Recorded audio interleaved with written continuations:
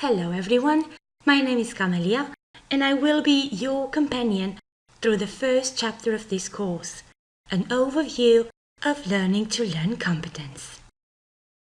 In setting learning goals, probably the most popular approach is that of setting SMART goals. However, we should also like to present you with another approach. It's great to have SMART goals, but how about having clear goals? Peter Economy explains the characteristics of clear goals. He says they have to be collaborative and encourage us to work together in teams. It is important that our goals be limited both in scope and duration. Furthermore, our goals should make an emotional connection to us, tapping into our energy and passion. Appreciable is another characteristic. Large goals should be broken down into smaller goals so they can be accomplished more quickly and easily for long-term gain. Finally, they need to be refinable. As new situations or information arise, we should refine and modify our goals. Getting the proper motivation to learn is a very important asset for every learner. Very frequently, our motivation comes from the environment in which we grew up. More often than not, children are not aware of their own motivation, but they do copy the behavior of one or both of their parents to become somebody. Motivation directs our efforts to particular goals and increases our activities. It expands our cognitive experience, and finally, it improves our performance. Probably the best option is getting motivated to learn things that come naturally to us, not as an influence from the others. Having a learning plan is fundamental to every learning process. It organizes us and makes us metacognitive. Here are some aspects that are worth correlating in our learning plan. Writing our learning goals. Identifying sources and resources. Being aware of the standards. Identifying instruments to be used. Planning actions to be taken. And always monitoring where we are and evaluating our progress towards our goals.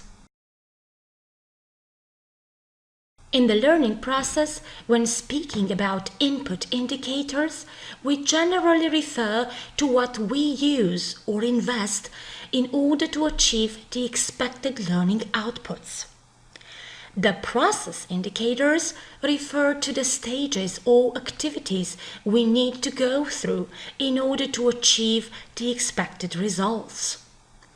If we refer to the outcome indicators, we measure at this stage if and at what level our efforts have contributed to the achievement of the expected results. In short, the indicators describe specific understandings and capabilities that learners should be able to demonstrate consistently if they are to be considered to have met the related learning objective. According to Dr. Howard Gardner, everybody has a different mind, and no two profiles of intelligence are the same. Out of the 9 types of intelligences Howard proposed in his theory, we'll take a quick look at the most popular 7. People having visual spatial intelligence can be described as picture smart. When learning, they make use of pictures, diagrams, demonstrations, displays, films, or flashcards. Kinesthetic learners benefit from physical experiences such as touching, feeling, holding, doing, and getting practical hands-on experiences. Intrapersonal people are particularly determined and can work well with personal deadlines and goals.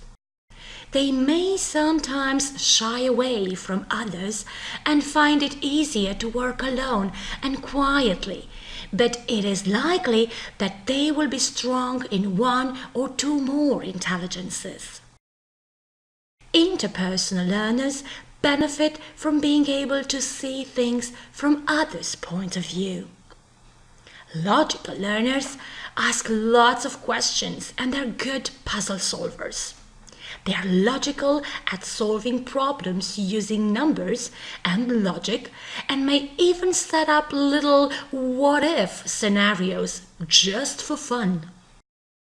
The linguistic learning style involves the transfer of information through writing, reading, and listening to the spoken word, such as conversation, discussions, or debates. Naturalistic learners, much like kinesthetic learners, flourish from being able to touch, feel, hold, and try practical hands-on experiences, but generally outdoors within the environment, in the middle of nature. In very close connection with the types of intelligence previously identified, we can distinguish 7 basic learning styles. Visual, in which the learner prefers using pictures, images, and spatial understanding. Oral, in which the learner prefers using sound and music. Verbal, in which the learner prefers using words, both in speech and in writing. Physical, in which the learner prefers using his or her body, hands, and sense of touch.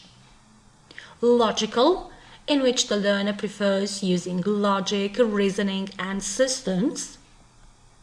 Social, in which the learner prefers learning in groups or with other people. And solitary, in which the learner prefers self-studying or walking alone. In order to differentiate between these 2 types of learning, individual and group learning, we need to ask ourselves what our preferred learning style is. Regarding their practical application, it is of importance to identify our preferred learning style and the preferred learning styles of our teacher or tutor or even peers. Some results may be surprising, especially if we discover that, for example, our preferred learning style is individual, but actually in a project, as a group, we reach better results. So, when doing project work, we may want to combine those 2 styles to get the most out of our learning experience.